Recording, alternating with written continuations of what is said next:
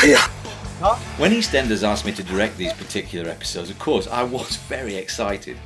4 weeks later, I was in the middle of Surrey with my actors in a freezing lake shooting what turned out to be one of the most ambitious stunts the programme has ever attempted. It's the best stunt we've ever done on this programme, in my opinion, by a country mile. Big stunts like this, very, very scary.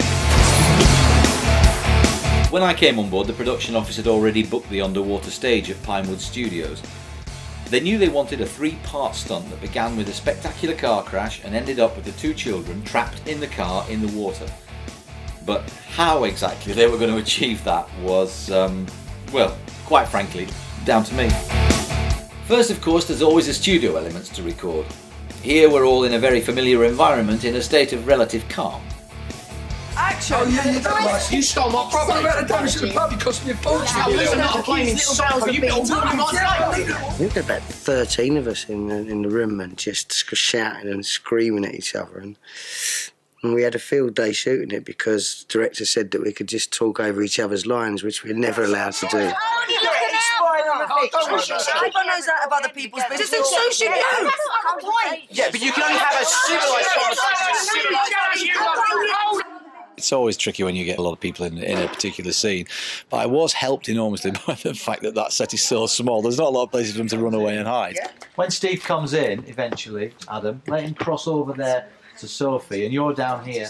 You go around, and then you can have your last little conflab bit there. There you are. Give him that bit of paper up. I try and place all the artists in such a way that A, I can see them, and they can see the people that they're talking to in the scene, and I try and block it with them in mind as much as possible. Right, let's block this through then, please, from the top. Stand by then, for rehearsal and action. Oh, it's ridiculous. Well, I'm not having it. Oh, Phil. And then, of course, there are the exteriors.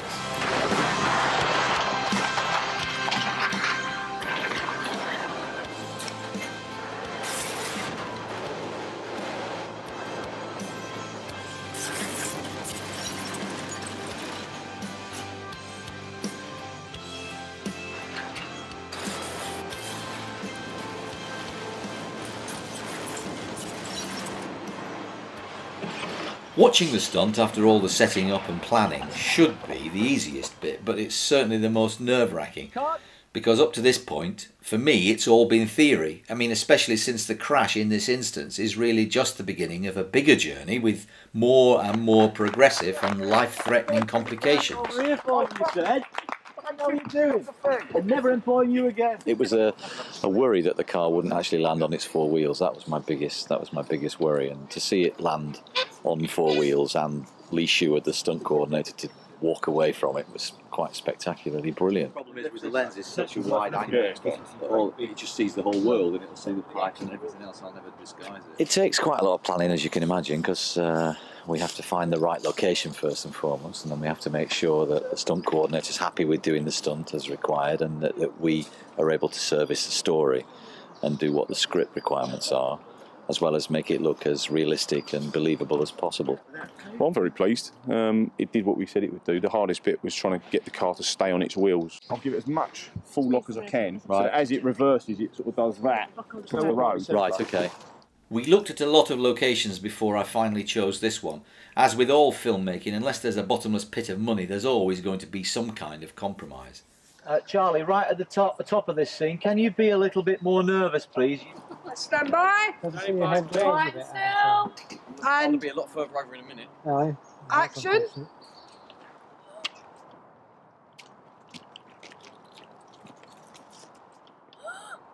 What's happening? Ben, what's it? Peter! Peter! Phil! Phil, quickly! Peter! Stay where you are, you hurt yourself. Come in. What's going on? Is you alright? Peter! You're right. You're right. You're right. You're right. Get me out of here! I couldn't find anywhere to crash the car near to a body of water big enough to submerge it in, so the stunt was shot across 3 different locations, seamlessly joined together when the car runs down the hill with the 2 boys trapped inside. Oh, you enjoyed that, didn't you? Look, you probably just dislocated your shoulders. It was lucky for you, innit? You what? Because otherwise I'll be swinging for you. What, you think I wanted this Saturday? You think I planned this? Well, come on, you want to have a pop? Hit me, you still got one good arm. No. No, I didn't think so. No, because my brief would tell me it's not a good idea. Brief? I am going to sue you for every penny you've got. Man!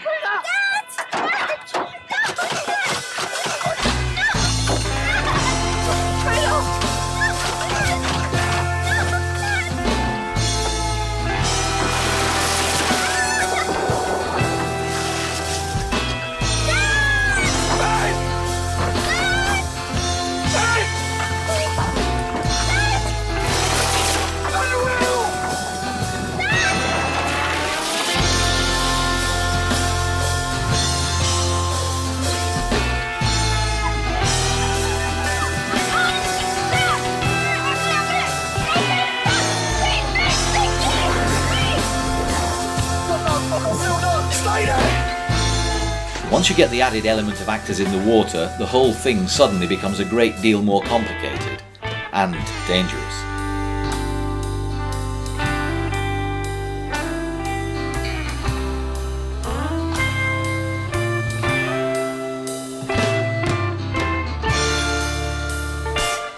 So the cast didn't spend too long in the cold water. I had stunt doubles brought in for rehearsal, so my camera operators and actors knew exactly what to do when it was time to shoot the scene. Then duck dive again. Once we've rehearsed it a number of times and the actors are quite clear of what we're going to do, get them in, shoot it as quickly as we can, get them out as quickly as we can.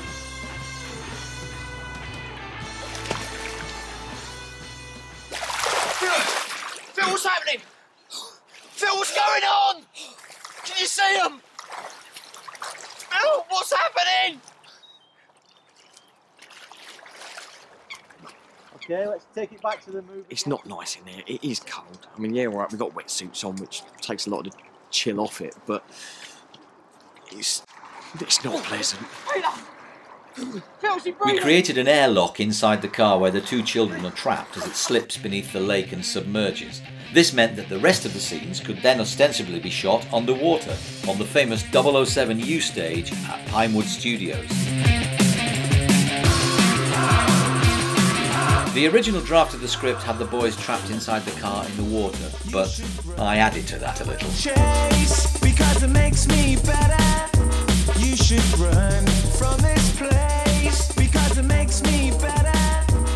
Because it makes me better. Well, today we're doing all the underwater stuff that matches with the stuff that we shot at the lake. So all the stuff where Steve McFadden was doing his duck diving and Charlie and Tom were popping up into shot in the lake. We're now matching the underwater bit of that.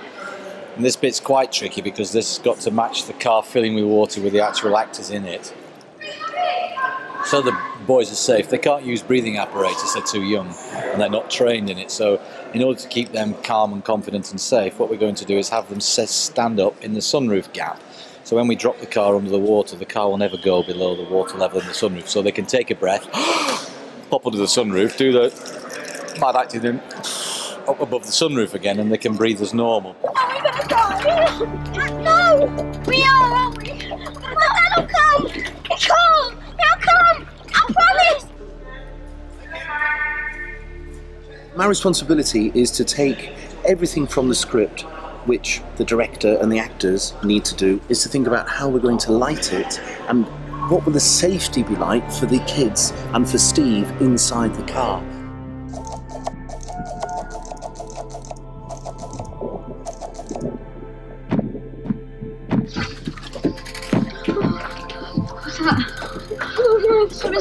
We've still got to make it look exciting, dangerous and real, so the audience really believes that they are inside a car maybe 10 feet underwater.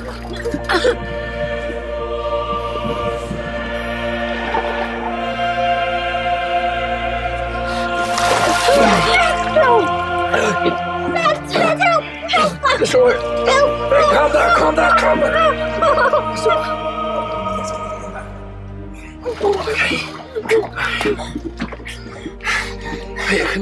And that's the secret of today's shoot, to make it look exciting, dangerous and real, but under very safe conditions.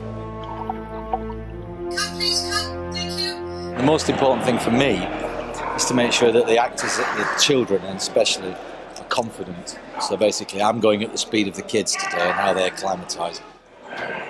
What we're going to do is we're going to put you in the car for the first shot. We'll line up with the duck. The children are doing really well.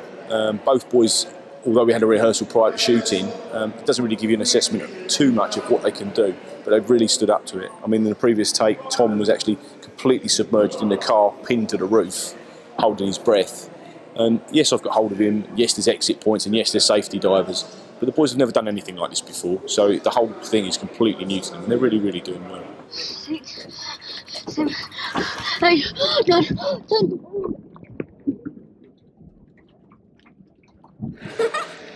Unlike the lake where we drove into last week, which was about 5 degrees and freezing cold, the water temperature in here is nearly 90. It's warm in here, it's like a bath.